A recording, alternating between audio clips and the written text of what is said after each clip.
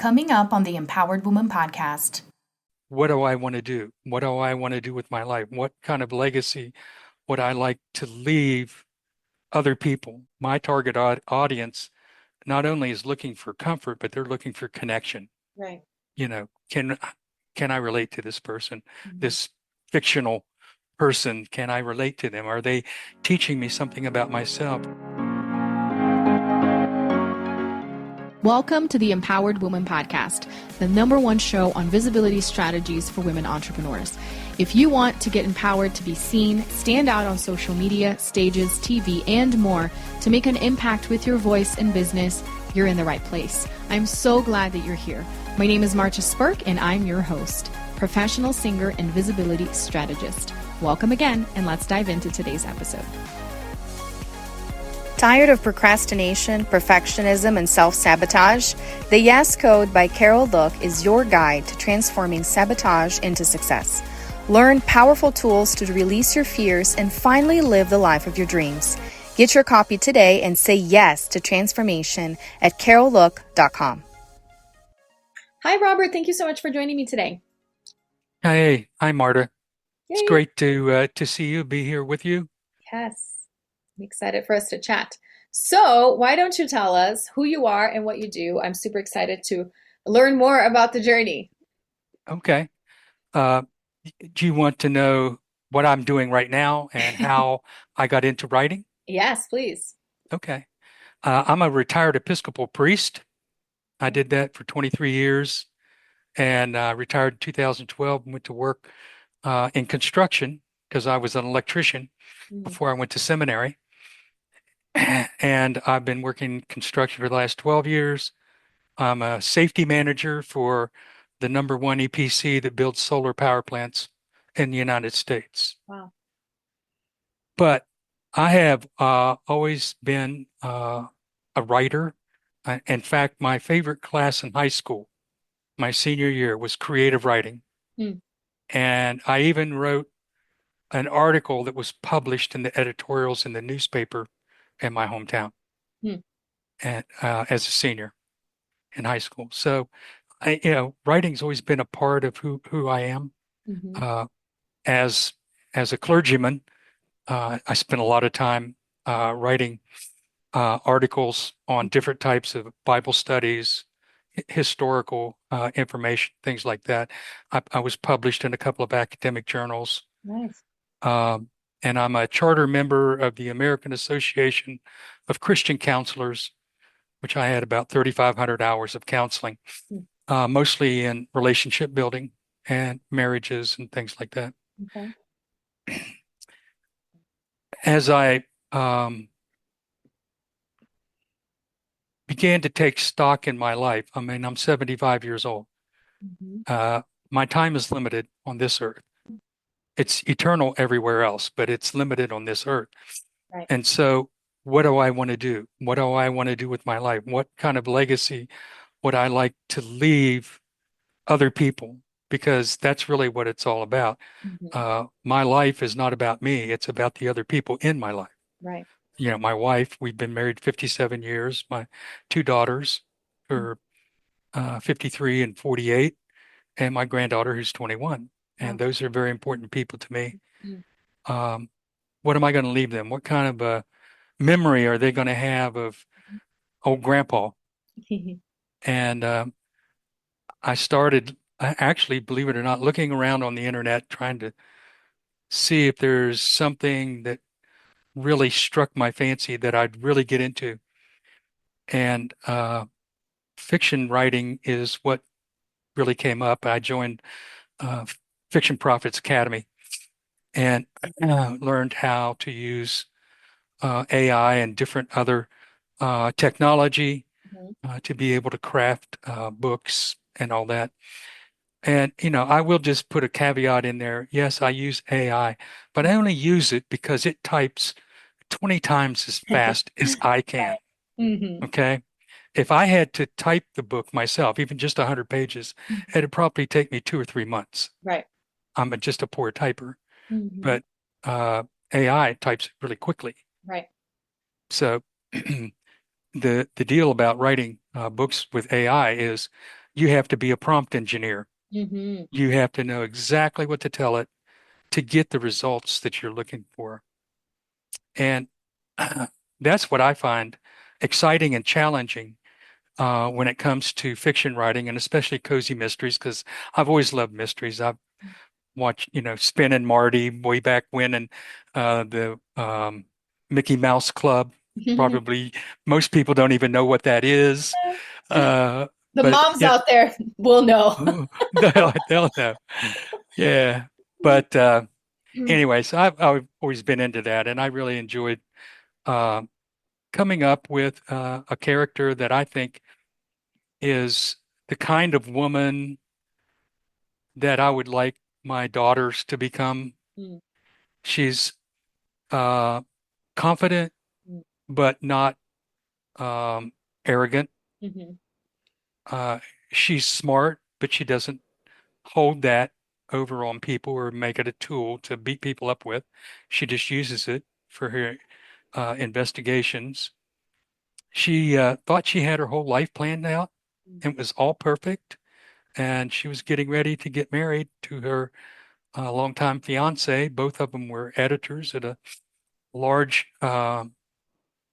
publishing house in New York City. Mm. He was the chief editor, and she was a mystery book editor. Mm. And all of a sudden, she gets a phone call from an attorney in Blue Harbor, Maine.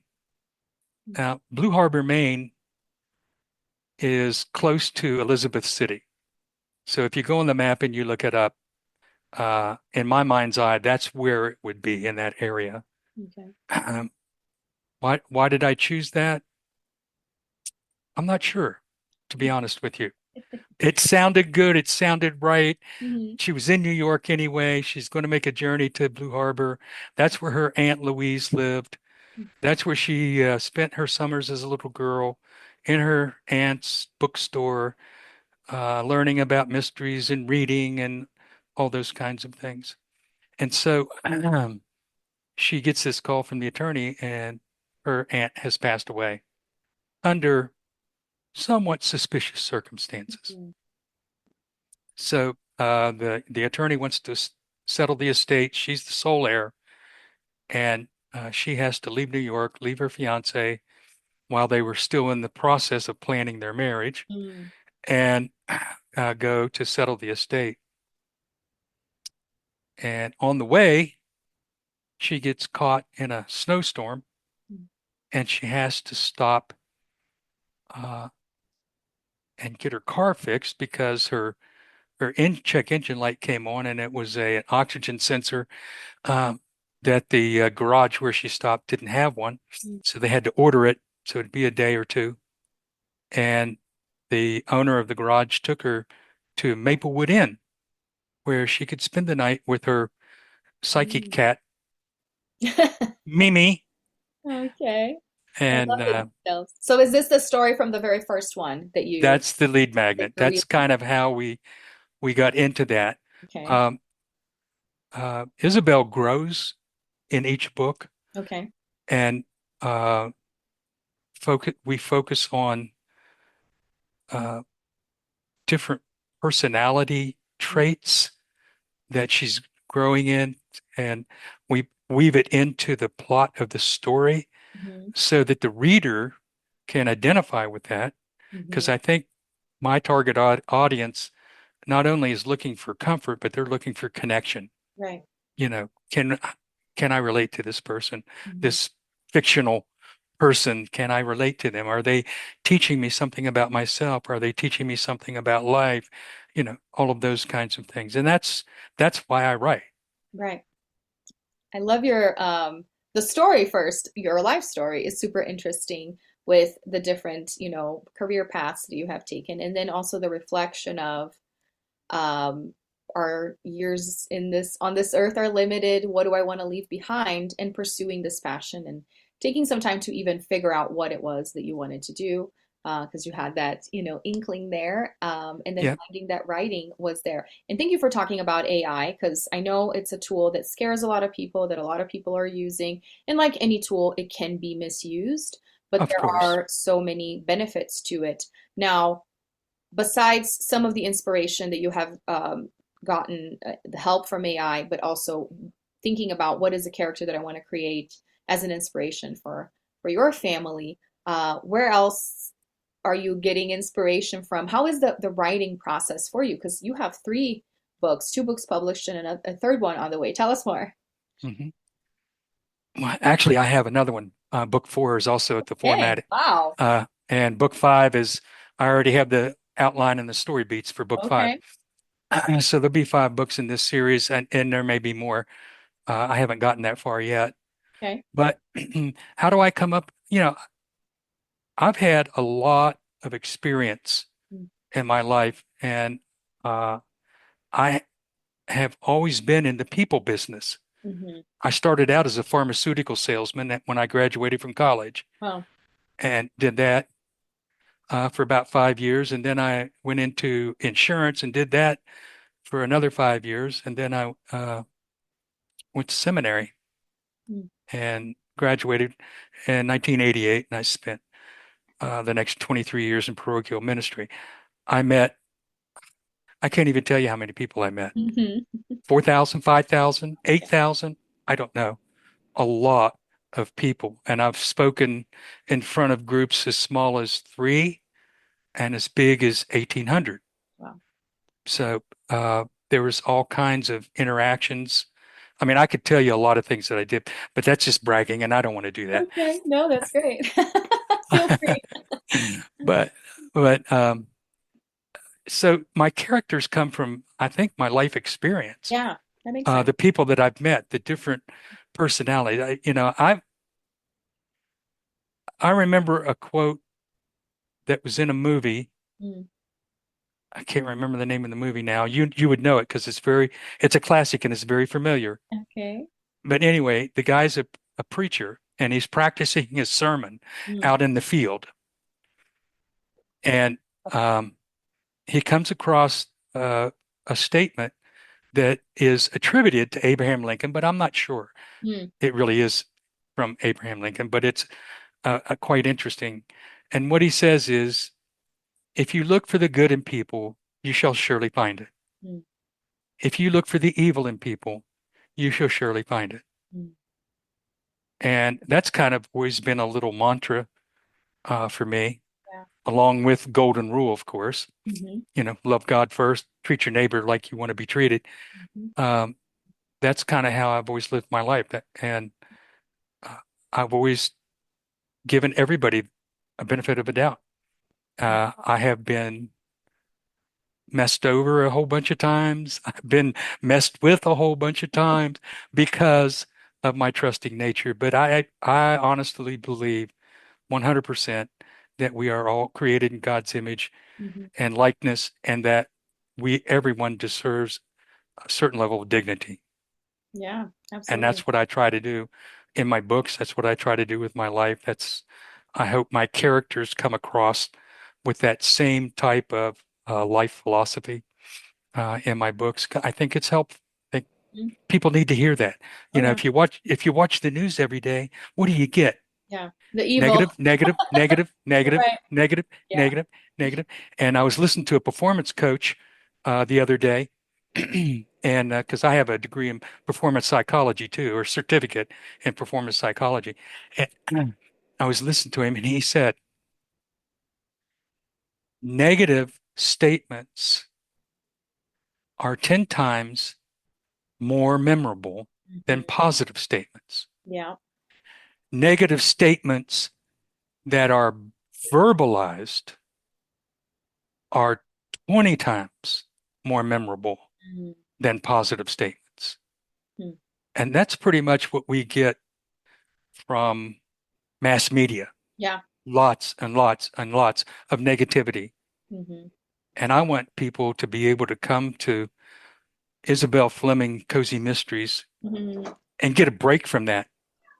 Yeah, absolutely. Well, I love that focus and that mission that you have. And it's really inspiring and more of what the world needs. Now I'm super curious about the pen name. Why did you choose that pen name? And that's interesting to me because the books that I have published are all, half memoir. It's all about myself. I don't write fiction. So Uh-huh. it's interesting to understand the process that goes behind creating this persona.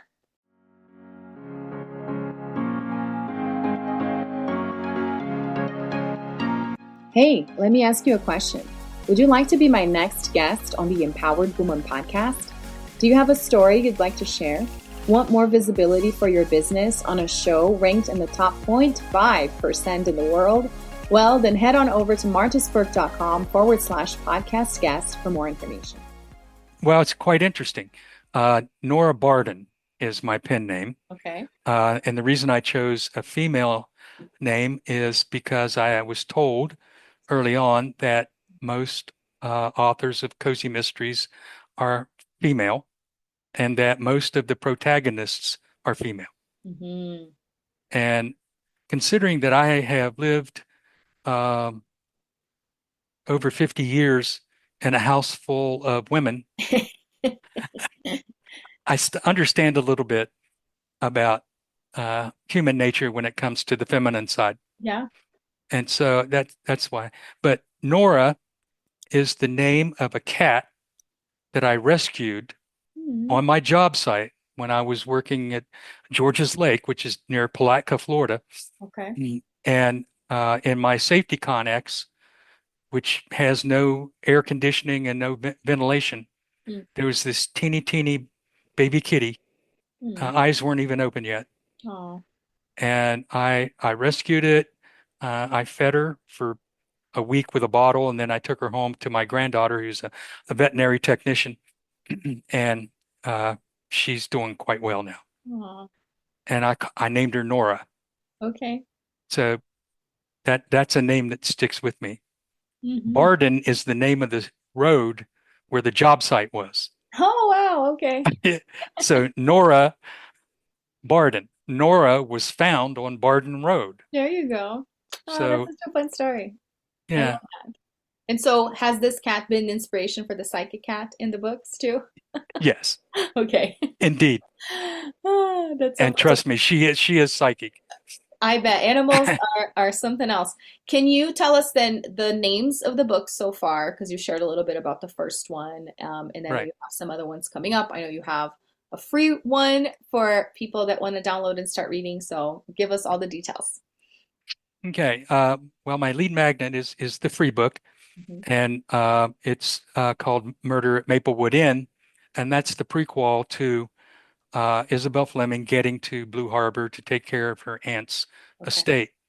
Book one is Murder in Manuscripts, because that's her detective work investigation of her aunt's death Okay. to find out what was really behind it. Mhm. And then the second book is called Secrets of the Lighthouse. And like I told you earlier, originally that was my lead magnet, but then I decided to back up because I needed to start from the beginning. Right. Makes sense. And Secrets of the Lighthouse was then moved to book two. And it's quite interesting because they discover this substance in the lighthouse Mm. that is similar to kind of a science fiction type of plasma. Now, you remember Star Trek? Mm-hmm. They fueled the Starship Enterprise with what? Plasma, Mm. because it's a fusion reaction instead of a fission reaction. Mm. So this substance was developed in Blue Harbor by this gentleman who was quite wealthy, had an estate, and they happened to discover that, and they have to figure out how to keep it from basically exploding. Mm. And so that, that's what the secret is, Secrets of the Lighthouse. Mm. Uh, book three is called Murder by Invention. Mm. And it's about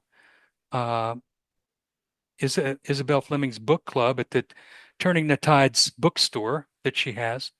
And one of her participants is a quirky, nutty professor who invents things. Mm. And he's kind of well known throughout the city and beloved because he's so weird, right? Mm-hmm. And he is found dead in one of his inventions. Mm. And so Isabel and her uh, main male character, Ben Carter III, are the ones that have to find out what happened to the professor. And it's a pretty well woven plot that takes you in several different directions, some red herrings before you get to the real ending. Okay. So it's Sounds pretty very good. suspenseful. That's Yeah. exciting. So I'll make sure and put in the show notes the link to the lead magnet. So Yes. um, The the other books are on introduction Kindle. and everything else is on Amazon, so people can go and look for it. I'll make sure Yeah. the names and everything so they can go and find it. Now you said there's more books in the works, which Book is 4, exciting. Yeah, and you have the outline for a fifth. You said. I do. Tell us about like how this experience has been in terms of the feedback, because I know that's a big piece. A big piece is coming up with the content, putting it out there, promoting it, and it sounds like it's going really well because you keep doing it. How have people received it? What are some of the messages that you get? I'm curious. Interesting. I just had one of my colleagues' uh, girlfriend Hmm. just read Murder and Manuscripts and told me that it was one of the best books she's read in a long time. Hmm. And she's a reader. Okay. Um, I thought, wow, that's pretty good. That's pretty Yeah. nice praise. Hmm. It's kind of hard getting reviews initially. Yeah. You know, I got a couple of places where I can go and I have to buy them initially. Hmm. And then hopefully, as more and more people download the books, they'll come Hmm. naturally. Yeah, but I do book swaps and all the other stuff everybody Hmm. has to do. Right. Absolutely. That's Um, amazing. but anyway, I got off subject. What were we talking about? No, I was just asking what has been people's response. That's exactly Oh, yeah. what I asked. I had I've sent out 19,000 emails Mm. and um, I've downloaded about 600 or 700 books Mm. that people have downloaded from BookFunnel, Hmm. the lead magnet. Okay. And Exciting. I had a couple libraries that actually bought both the books. Wow. I sent them a free copy of the Mm. lead magnet, and then they bought the other two to put in Okay. their library. Uh, and I've had people from Indonesia, Wow. Australia, Canada, UK, France, Germany. I think I had one from Italy, but the majority are from the United States. Hmm. That's amazing. Yeah. Congratulations on all the success. Well, I'll make sure and put all of the links in the show notes, and also I'll ask you about how people can connect with you. But I always like to ask all of my guests what I call my $1,000,000 question. And typically, because the name of the show is The Empowered Woman, I ask, what is an empowered woman to you? Which is very valid given what you just shared about being surrounded by women and choosing a woman as your pen name. But to my guy guests, I usually ask, what is an empowered human to you? Well, an empowered human to me is a person who has done the very, very hard work of examining themselves Mhm. and know who they are. Okay. Right. And I'm not somebody else, like Grant Cardone. I don't know whether you know him or not. He's a really, really very successful businessman worth about $5 billion. Mhm. And he's very straightforward and brash and Mhm. that sort of thing. That's not me. Mhm. I can't do that. Mhm. I don't want to do it. Right. That's not my nature. That's not my personality. Mhm. I'm a pastor at heart. Yeah. And when I was in full-time ministry, my calling was to be a teaching evangelist, Mhm. and that's what I did. A teaching shepherd, actually, Mhm. and I did that. And that's my nature. So that's what I do. Yeah. And I approach people not, direct as direct in your face, Mhm. kind of. Uh, I'd rather invite them Mhm. into my world and share with them my experience. I've been in business for 57 years. I have some experience I can share. Absolutely. Well, and that's what you're doing with your books, right? Inviting Yep. people Yep. in. I love that. Love that answer. Yep. Got to get to know ourselves. I really believe that that's why we're here anyways, right? Get to know ourselves so we can share uniquely and authentically who we are and our gifts. Well, thank you so much, Robert, for sharing with the world your amazing gift of writing, but also for sharing your story here on the show. I appreciate you. Thank you, Marta. I appreciate it. Thanks for giving me the time. I really do appreciate all the work that you do, and we'll talk some more, I'm sure. Thanks so much for tuning in today. I hope this episode empowered you. And if you enjoyed the show, please join the Empowered Woman community on Facebook and share with friends or leave a review on iTunes so more people can discover this empowering message. Until next time, bye.